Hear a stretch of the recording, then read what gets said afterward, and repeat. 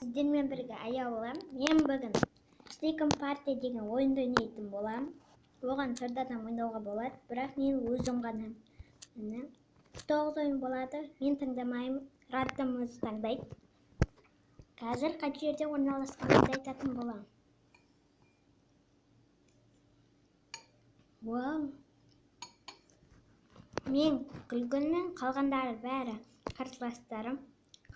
Мынау қызыл, розовый, көк, солар менің қарсыластарым.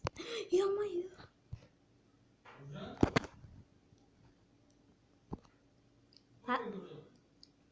Папа бір жаққа кетіп қалды.